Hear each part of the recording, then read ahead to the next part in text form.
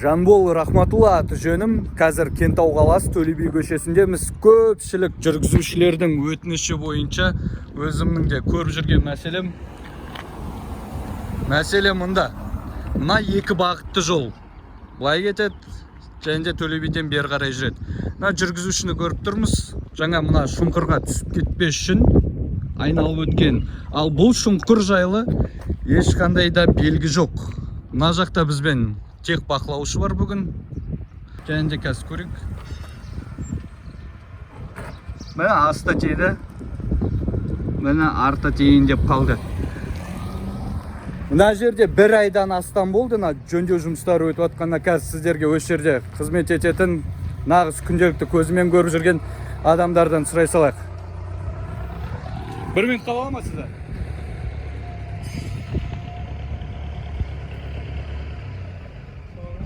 Алейкум ассалам, Жанбол Рахматулла, бейне және аудио жазылым жүруде. Мына жерде күнделікті жүресіз ба сіз? Иә. Мынаның қазылып кеткеніне қанша болды? 2 аптадан асты. Бір ай болып қалды ма? Асып кетті 2 аптадан. Арғы жақты да қазып кеткеніне дәл сонша болды, қоқысқана қарсы. Ешкім келіп тазалап жөндеу жұмыстарын жүргізіп жатқан жоқ қазып кеткеннен бері, иә? Асып кеткен болса да. Қалай қазы дәл солай қалды ғой, иә? Сіз жүргізушісіз ба? Көлігіңіз бар ма? Иә. Негіз қалай қарайсыз бұндайға? Дұрыс па, дұрыс емес па мынау? Сізге қолайсыз жағдай келтіріп жатыр ма? Енді жүкпен өткен соң бәрі не қылады? Иә, жүкпен емес, қазір жеңіл көліктің өздерін ақ көріп жатырмыз. Алдыңғы бамперлер тиіп жатқан. Міне мына кісі айналып өтіп жатыр. Көріп тұрмыз ғой? Ходовкасын құртып, бамперлерін құртып. Рахмет, бір айға жақын болып қалды ғой мынаны жатқанына? 2 аптадан асты. Жарайды. Есеке, 2 аптадан асты дейді да, мына жөндеу жұмыстар қанша уақытта жасалу керек? Көріп тұрмыз. Мына жерде искусственный неровность деген емес, бұл искусственный емес, әдейі жасалған болып тұр ғой. Әр қайсысы бұлай өтеді мына жерден өздерінің. Бопта, көрдік қой. Негізі жасағаннан кейін бір 2-3 күннің ішінде жасап кету керек.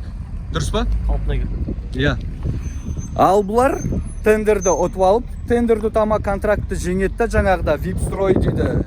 Мен білуімше Випстрой Кентау бойынша жүріп жатқан. Өткенде мен телефон тартып алып, бандиттің қылығын жасаған, бандиттің іс-әрекетін жасаған Артықалиев Олжас деген басшысы Нұр Отанда жұмыс істейтін, қазіргі аманатта жұмыс істейтін жігіт бүкіл қаланы алған, қаланың жөндеу жұмыстарын, жол жөндеу жұмыстарын алып алып, бүкіл қаланы өстіп қазып кеткенде, бірақ жөндеу жұмыстарын жасап жатқан жоқ. Оның міндеті қаланы жарайды, алсын, қызмет етсін. Мына Төле би көшесі ма? Төле би көшесін қазды ма 2-3 күннің ішінде мынаны қайттан қалпына келтіріп кету керек. Жүргізушілерге, жалпы халыққа қолайсыз жағдай жасамай. Мына жерде қауіпсіздік белгілері жоқ, мынаны айналып өтіңдер деген. Қазір күндіз көрініп тұр, ал түнде келе жататын болсақ, мына шұңқырға түсіп кетесің. Немесе шұңқырды көрген адам алыстан бұрылса алмай, дәл алдына келген кезде қарама-қарсы бағытқа шығып, қарама-қарсы жүргізушімен соғысуы мүмкін. Қазір біз негізі әкімнің, Рашид Аюповтың, Талғат Балабиевтің және де бақсысқа да депутаттардың, мәслихат депутатының қоғамдық кеңесінің жұмысы осыны тексеріп жүру. Дұрыс па?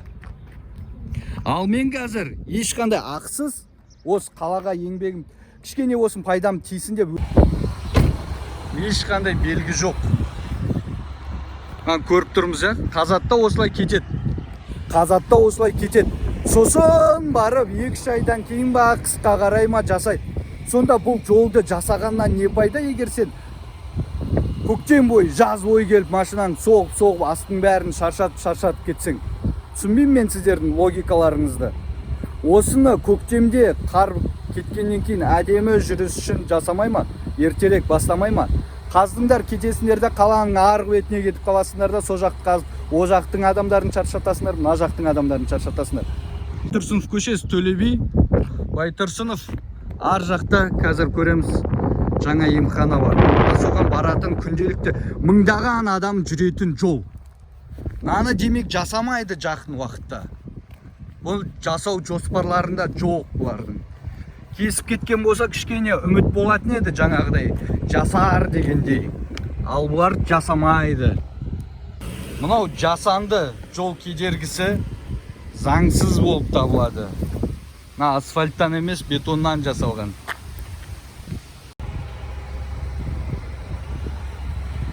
Мінекей, көрейік қоғамдық көліктің қалай жүретінін.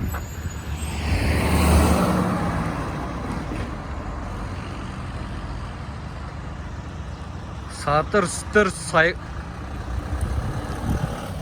шайқалып.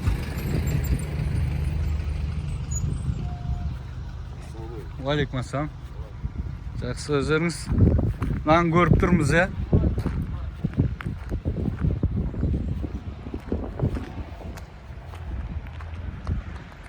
Тротуар жоқ, асфальт мынандай дұрыс емес.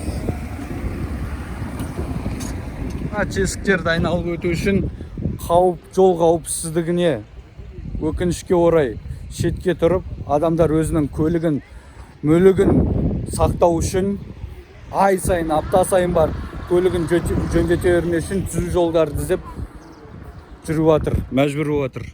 Мынаны көріп тұрмыз. Халқымыз, өзіміздің қазағымыз жолдың бойында, жаңағыдай жолдың тесіктерінен айналып қашам деген машина жолдың шетінде кетіп бартқан адамдар қағатты, сосын жүргізуші кінәлі болады. Ал мына жолдарды шұрық тесік етіп, со жүргізушілерді мәжбүрлеп жатқан адамдар кінәсіз болып шетте үйлерінде қарындар қампиып жатыр. Мінекей, ұзаққа кеткен жоқпыз. Ақ машина тұрған жерден бері келе жатырмыз. Жолшы бір емханаға жету үшін қаншама мынандай жол тесіктерін көріп куәгер болудамыз. Мына кісілерге ешқандай белгі жоқ мына жерде. Жылдамдықтарын төмендетіңдер, жол түзу емес дейтін.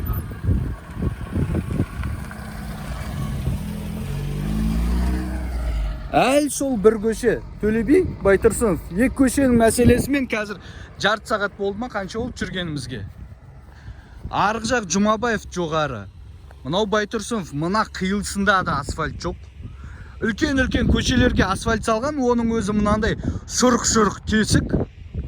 Ал қиылыстарын адам Шөкеев па, министрлері ма, қайсысы болса да келіп, комиссия келгенде әңгімеге бұрып отырып, тек қана түзу жолмен өткіземіз деп есептейсіздер ма?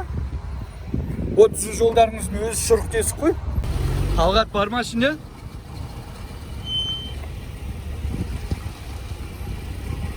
Мына біздің депутаттың машинасы 707 деген. Қызметтік, біздің халықтың оған берген қызметтік көлігі. Көріп тұрмыз, көрмеді емес, осы көшемен жүріп келді. Шұрық тесіктерді демек көріп жүр. Көріп жүріп соны жасатпай жүр депутатымыз, әкіміміз, қайсысы болса да. Мынау не? Бірден мына жақта қазір екі машина соғыса салып, бірден емханаға түссін дегендеріңіз ба? Қайда мына жердің бағдаршамы? Не істеймін? Кім үлкен мына жерде? Машина ма? Жаяу жүруші ма? Қайда мынау? Белгілерің қайда? Не жасамай тұр мына белгілер? Мына не бәле, не? Мына сапасыз. Наңғарсай. Оның өзін соңына дейін салмаған ғой. Наны жол белгілерін салатын адам Випстрой компания. Мына асфальтпен де айналысатын адамда. Ал асфальт мына жер шұрық тесіктің үстіне бояу тастап кете салған ғой. Естеріңіз дұрыс па? Жол бөлімі, мердігер Випстрой компания. Асфальтты алдымен салып алып, сосын сапалы етіп бояу жақпайсыздар ма? Техбақылаушы бар ма? Техбақылаушы деген мынау мемлекеттік жаңағы жаяу жүруші белгілерін қоятын кісі. Техбақылаушы бұл жақта басқа адам болады, сапасын тексеретін. Майлап жерді ма, қарныңыз тойдыр жерді ма? Уалейкум ассалам. Наңғара бағдаршам жоқ, кім қай жаққа қалай жүретінін білмейді. Ең адам тығыз, ең көп жүретін жерде бағдаршам жоқ. Істемейді тұрса да. Шөкеев келген кезде қосастар ма?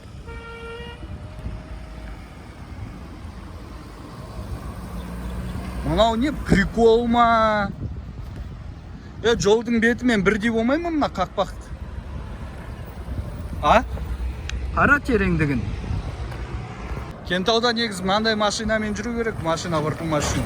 Жол таңдамайтын, жол талғамайтын. Жүре беріңіз, сіздің жолыңыз үлкен ғой. Мына көріп тұрмыз ғой шұрық тесіктің бәрін. Былай қазір Жұмабаев көшесіне шығып кетеміз. Мына тротуардың түрін қара. Бетоннан жасалған тротуар. Мына жақта жеке кәсіпкер жасаған ба әлде мемлекет жасаған ба? Көріп тұрмыз ya, жолдың бәрі қандай екен. Шұрық тесіксіз жол емес десеңіздер, Қазавтожол. Мына белгінің түрін қара.